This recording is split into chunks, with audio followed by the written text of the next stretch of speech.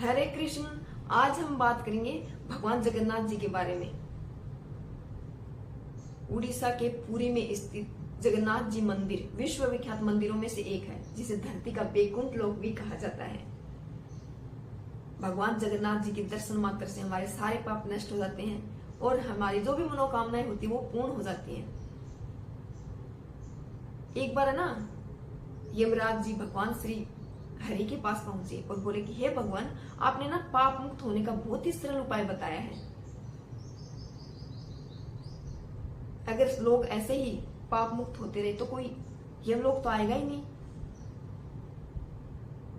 तब भगवान श्री हरि ने कहा कि आप ना इस मंदिर की तीसरी सीढ़ी पर विराजमान हो जाओ। जब कोई दर्शन करने के बाद इस मंदिर की तीसरी सीढ़ी के ऊपर पैर रखेगा तो उसके सारे पुण्य नष्ट हो जाएंगे और वो यमलोक जाएगा।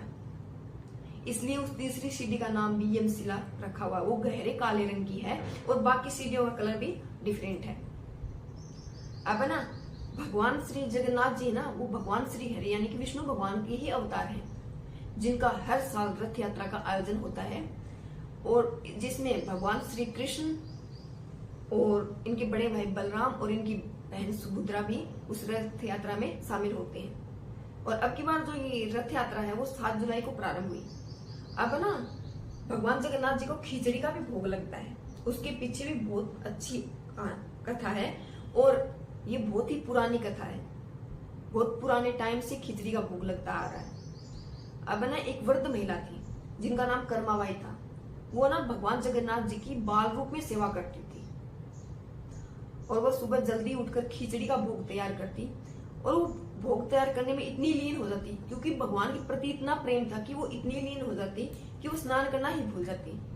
और भगवान जब वो खिचड़ी बनकर तैयार होती तो भगवान जगन्नाथ जी को बिना स्नान किए ही वो खिचड़ी का भोग लगाती और भगवान जगन्नाथ जी मंदिर से खिचड़ी का भोग ग्रहण करने आते। एक बार क्या हुआ कि कोई ब्राह्मण था, वो कर्माबाई से बोला कि आप ना भगवान जगन्नाथ जी को बिना स्नान किए भोग लगाते हो तो आपको पाप लगेगा, आप स्नान करके ही भोग बनाओ और फिर लगाओ। तो कर्माबाई अगले दिन है ना सुबह जल्दी उठी, स्नान किया। अब भोग बनाने में काफी लेट हो गया। भगवान जगन्नाथ जी भी वेट कर रहे थे क्योंकि फिर मंदिर का पुजारी आ जाए मंदिर में। तो कर्माबाई ने जैसे खिचड़ी का भोग तैयार किया और भोग लगाया तो भगवान जगन्नाथ जी मंदिर से खिचड़ी ग्रहण करने आए और फिर ना जल्दी जल्दी खाई। भगवान जगन्नाथ जी ने खिचड़ी वो मुंह पे लग गई। अब जैसे ही वो मंदिर में गए तो मंदिर के पुजारी भी वहां आ गए। अब मंदिर के पुजारी ने देखा कि भगवान जगन्नाथ जी के मुख पे खिचड़ी लगी हुई है। अब भगवान मंदिर का पुजारी सोच विचार करने लग गया।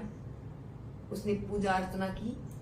अब उस रात भगवान जगन्नाथ जी उस पुजारी के सपने में आए। बोले कि उस वृद्ध महिला को ना किसी ने बोला है कि स्नान करके ही भोग लगाए और मेरी सेवा करे। तो उस वृद्ध महिला को बोलो कि जो पहले सेवा करती थी वैसे ही मेरी सेवा करे, मैं उसी से प्रसन्न होता हूं। उस पुजारी जी ने उस वृद्ध महिला से मतलब कर्माबाई से कहा और कर्माबाई वापिस उसी तरह सेवा करने लग गई। इस प्रकार ना भगवान जगन्नाथ जी को खिचड़ी का भी भोग लगता है। ये है भगवान जगन्नाथ जी के भोग की और उस यमशिला की कहानियां नहीं, सॉरी, कथा। और ना भगवान जगन्नाथ जी के मंदिर की एक और बात है, जिस दिशा में हवा बहती है ना और उस मंदिर पर लगा हुआ जो ध्वजा है वो उसी उल्टी दिशा में लहराता है। और ऐसे मान्यता तो ऐसे है कि गरुड़ हैं वो उनकी रक्षा करते हैं। कहा तो ये भी जाता है कि ना भगवान जगन्नाथ जी का ना दिल है वहां पर उस मंदिर में। कुछ भी हो सकता है क्योंकि हमारे ठाकुर जी हैं इतने दयालु, हैं इतने कृपालु। ये थी हमारे ठाकुर जी की कहानी। ये थी हमारे ठाकुर जी के बारे में, हमारे जगन्नाथ जी भगवान के बारे में। जगन्नाथ जी का मतलब यही है कि पूरे जगत का नाथ, मतलब पूरे जगत का पालनहार। हमारे ठाकुर जी के बारे में जितना कहा जाए उतना ही कम है। हमारे ठाकुर जी बड़े दयालु हैं, बड़े दयालु हैं हमारे ठाकुर जी।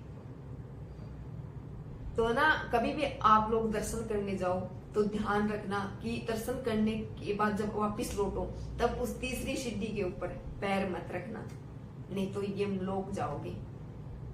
और तीसरी सीढ़ी पर पैर नहीं रखा तो भगवान श्री कृष्ण यानी कि उनके लोग बेकुंठ लोग जाएंगे। राधे